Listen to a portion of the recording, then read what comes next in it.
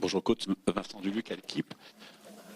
Passer le petit cap qui manque encore, vous diriez que votre groupe a besoin d'un peu plus de confiance ou d'un peu plus de pression? Et bonjour à tous et toutes. Rien, j'ai parlé sur les matchs, les derniers matchs, ces moments de manque de confiance. Et parfois, quand tu analyses ou juges un match, tu peux voir que ce n'est pas le meilleur moment dans cet match. Rien à ajouter. Et on arrive dans cette compétition que nous aimons clairement et c'est très positif pour nous et c'est beau pour nous d'être là. Et ce que je peux dire que la séance d'entraînement d'aujourd'hui c'est d'un très bon niveau et je suis très content d'être ici pour préparer les matchs de demain et dans une compétition que c'est très important pour le club et pour nos supporters et pour nous aussi en tant qu'équipe. Bonjour, Baptiste Bécard de l'AFP. La semaine dernière, vous nous disiez, avant le match à Lisbonne, que finalement, ne pas être dans le top 8, ce serait peut-être pas si grave et peut-être pas si souhaitable parce que le PSG avait peut-être besoin de s'étalonner. Est-ce que vous êtes toujours sur cette position à la veille de devoir défendre ce top 8, justement ?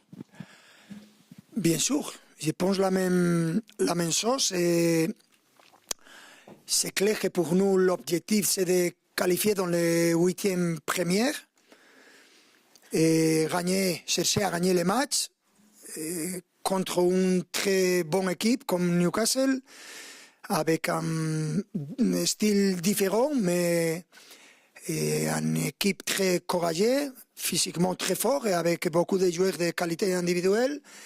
Et on connaît Newcastle parce qu'on a joué déjà les dernières années et ce sera très difficile. On sait de la difficulté avant de commencer ce championnat après avoir vu les sorties. Bueno, c'est un moment clé de la saison, mais ce sera plus clé les matchs qu'on va jouer dans l'avenir, dans la Champions League. Parce que notre objectif, c'est de gagner, mais on est prêt pour affronter ce match. Bonjour, Philippe Sanfourche pour RTL.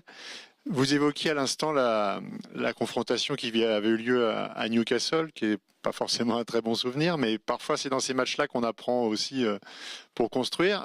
Qu'est-ce que justement vous aviez retenu de ce match? Quels sont les enseignements? Comment est-ce que vous en étiez servi pour faire progresser ensuite votre groupe?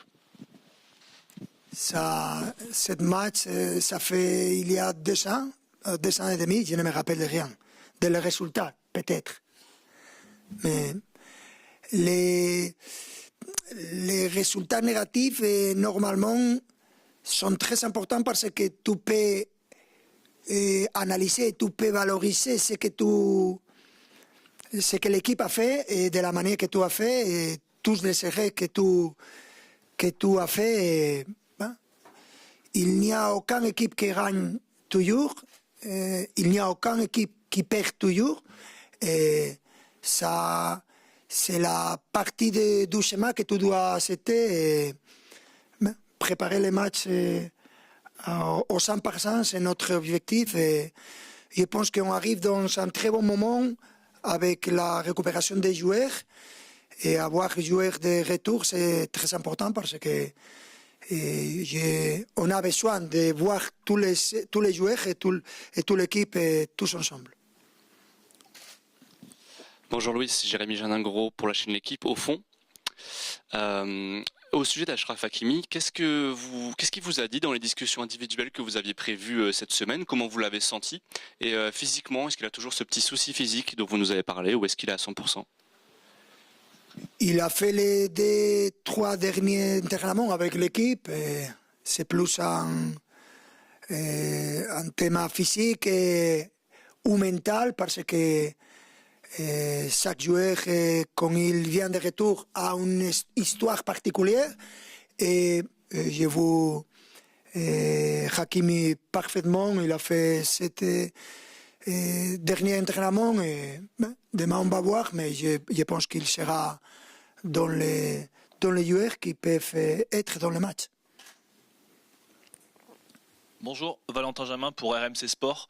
On a vu ce matin la nouvelle recrue, Dro Fernandez, s'entraîner pour la première fois avec l'équipe. Bon, il est arrivé hier, mais qu'est-ce que vous avez pu percevoir un petit peu de ce joueur, même si j'imagine que vous connaissiez son profil. Qu'est-ce que vous attendez de lui aussi? Voilà, comment il s'est intégré? Qu'est-ce que vous pouvez nous dire? Merci beaucoup. Mais rien, la même chose pour tous les joueurs. Normalement, nous aimons signer des joueurs jeunes et après savoir qu'il veut partir de son dernière équipe, c'est ça qui représente pour nous être ouvert et être prêt dans le mercato. Et nous aimons les joueurs de qualité.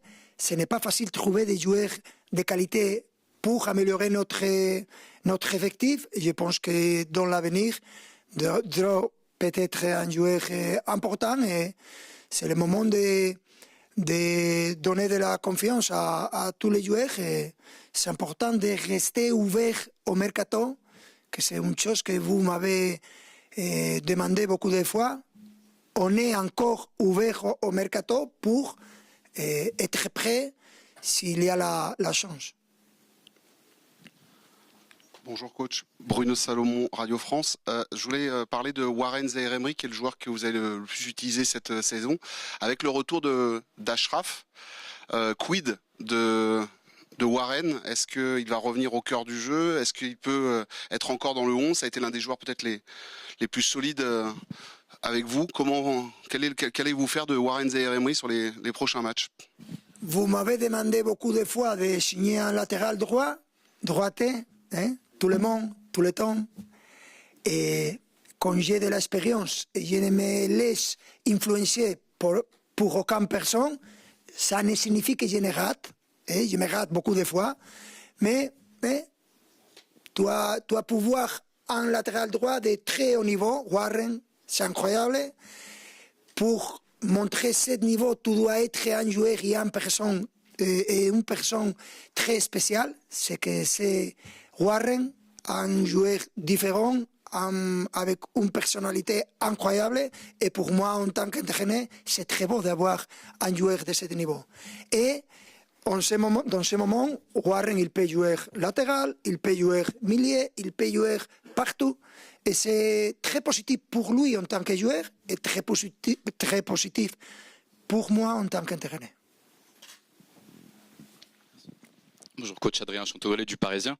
Une question un peu plus sur votre management. Vous renvoyez l'image d'un entraîneur assez sûr de vous, pardon. Mais est-ce que parfois vous avez des doutes sur vos choix de joueurs, sur vos choix de jeu au quotidien?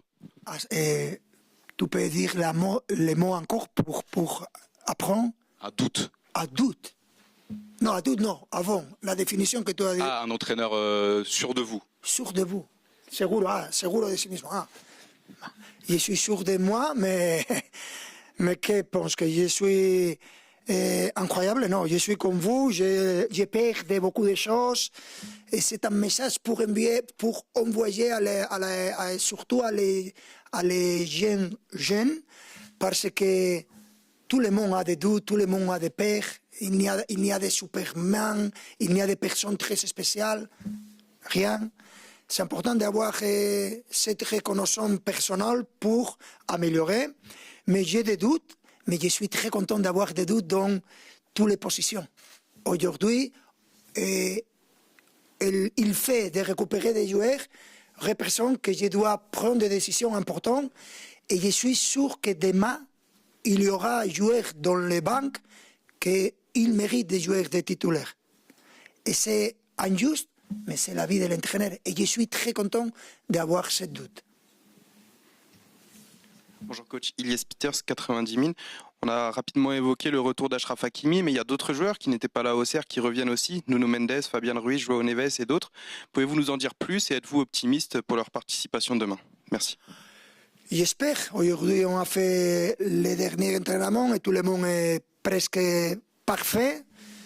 C'est incroyable, c'est la meilleure médecine la Champions League. Quand tu joues la Champions League, tout le monde se récupère très vite, tout le monde est prêt.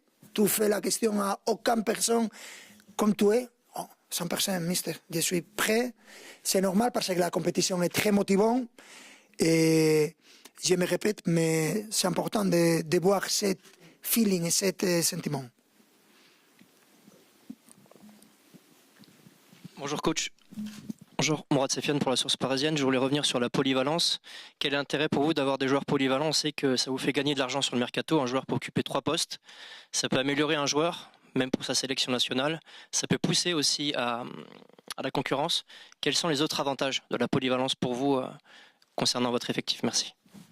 Je pense que dans notre effectif, il y a beaucoup de joueurs qui peuvent faire ça. Et ce que je cherche à communiquer à les joueurs, c'est que c'est important.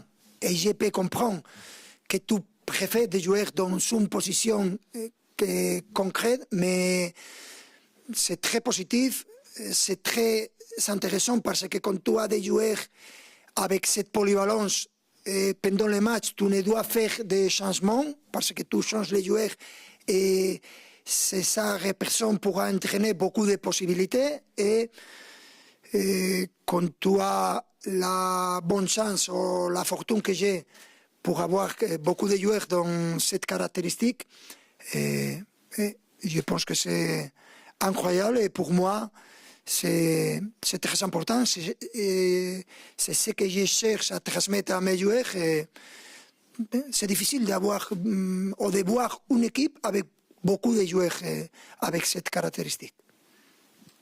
Bonjour coach, Gennady Harris pour Foot National. Est-ce que demain l'une des clés du match sera la gestion des coups de pied arrêtés? Avant vous, Patio a confié que Newcastle était une équipe agressive sur ses phases de jeu. Merci. Il y aura des différentes phases de jeu clés, coups de pied arrêtés, c'est clair, mais aussi quel type de match on va voir, quel type de match nous voulons faire, parce que quand tu joues contre une équipe aussi physique et aussi fort comme Newcastle, tu dois contrôler ou chercher à contrôler toutes les phases du jeu, mais spécialement dans la dernière partie du match, parce que seulement il y a un résultat que c'est beau pour les deux équipes et c'est impossible de voir ce résultat. Et j'espère que la dernière partie du match, ce ne sera pas fou, parce que nous n'avons pas besoin de contrôle et on va voir. Mais ce sera une différente situation à savoir gérer.